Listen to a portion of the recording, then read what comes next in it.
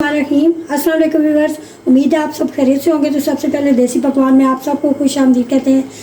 तो आज मैं देसी पकवान में बना रही हूँ रेसिपी कस्टर्ड सेवइयों की रेसिपी बना रही हूँ मीठे में, जो बहुत ही मज़े की बनेगी।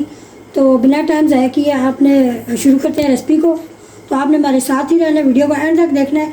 वीडियो अच्छी लगे तो लाइक और शेयर ज़रूर किया करें। अगर चैनल पर नए हैं तो सब्सक्राइब करें। तो इसी के साथ ही हम रेसिपी शुरू करते हैं। तो चलिए बनाते हैं।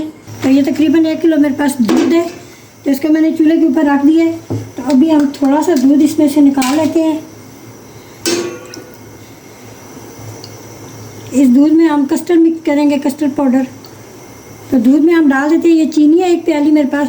तो दूध को बॉयल आने तक हम इंतज़ार करते हैं। इतने में हम इसमें कस्टर्ड पाउडर को घोल लेते हैं। तो ये जो दूध मैंने निकाला है इसमें हम मिक्स कर लेते हैं कस्टर्ड पाउडर। ये तकरीबन 2.5 चम्मच है मेरे पास। तो ये इसमें हम मिक्स कर देते हैं ताकि इसमें कोई भी गुठली ना रहे। तो आपने अच्छे तरीके से मिक्स करना है। आप कस्टर्ड का कोई सा भी फ्लेवर ले सकते हैं जो आपको पसंद हो। तो मैंने वनीला का लिया है, वनीला कस्टर्ड। तो ये देखें अच्छे तरीके से मैं इसको मिक्स कर रही हूँ।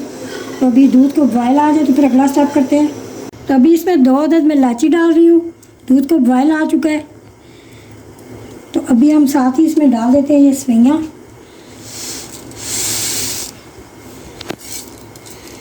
तो चूल्हे को आपने दरमियाना रखना है, बहुत ज़्यादा हाई पे नहीं रखना फ्लेम। तो तकरीबन 2 से 3 मिनट हम सेवइयों को पकाएंगे इस तरह से। तो साथ साथ आपने चम्मच भी चलाते रहना है बार बार, क्योंकि अगर आप चम्मच चलाना छोड़ देंगे तो ये जो सेवइयों का कलर है ये बिल्कुल ही वाइट हो जाएंगी और कलर इनका ख़राब हो जाएगा। इसलिए इनको चलाते रहना है ताकि इनका कलर ख़राब ना हो। तो अभी इसमें मैं डाल रही हूँ ये कस्टर्ड वाला दूध। तो थोड़ा थोड़ा करके आपने इस तरह डालना है, एकदम से नहीं डालना। और साथ इसको हिला के डालना है, क्योंकि ये कस्टर्ड नीचे बैठ जाता है फिर गुठलियाँ हो जाती हैं इसमें।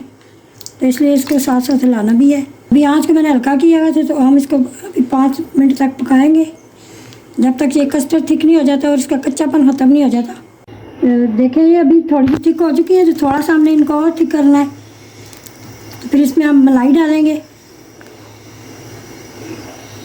तकरीबन 2 मिनट तक हमने इसको और पका लेना है ताकि गाढ़ी हो जाए थोड़ी। देखें इसका कलर भी अभी तक ख़राब नहीं हुआ। इसको मैं साथ साथ चम्मच चलाती रही हूँ। अगर चम्मच चलाना छोड़ दे तो कलर सारा इनका वाइट हो जाएगा सेवइयों का। ये देखें उसी तरह कलर है इनका। ये मलाई है, ये मैं इसमें डाल रही हूँ। अगर आपके पास खोया है तो आप वो भी डाल सकते हैं, जो भी आपके घर में मौजूद है। तो अभी थोड़ा सा इसको चम्मच चला के हम चूल्हा बंद कर देंगे। तो इसको रूम टेम्परेचर पर हम ठंडा करेंगे पहले। अभी मैं चूल्हा बंद कर देती हूँ। तो इसको हम ठंडा कर लेते हैं अच्छे तरीके से।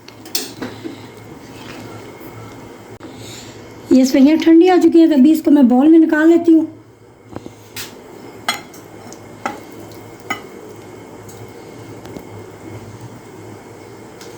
देखें इनका कलर भी अभी तक ख़राब नहीं हुआ इसी तरह। तो आप इनको ठंडा साफ करना है आपने। गार्निश कर देते हैं। जो भी आपके पास पिस्ते बादाम वगैरह नट्स हैं आप उससे कर सकते हैं। आपके पास कोई भी फ्रूट अवेलेबल है जो आपको पसंद हो तो आप उससे भी कर सकते हैं। तो मेरे पास ये मैंगो है जिसके मैंने छोटे छोटे पीसेस कर लिए हैं। तो इससे हम करेंगे। तो आप अपनी मर्ज़ी के जो भी आपको फ्रूट पसंद है आप लगा सकते हैं ऊपर। ये थी हमारी आज की वीडियो। उम्मीद है आपको ज़रूर पसंद आएगी। आपने ज़रूर ट्राई करना है। वीडियो अच्छी लगे तो लाइक और शेयर ज़रूर करें। अपना और अपने प्यारों को बहुत ज़्यादा ख्याल रखना है।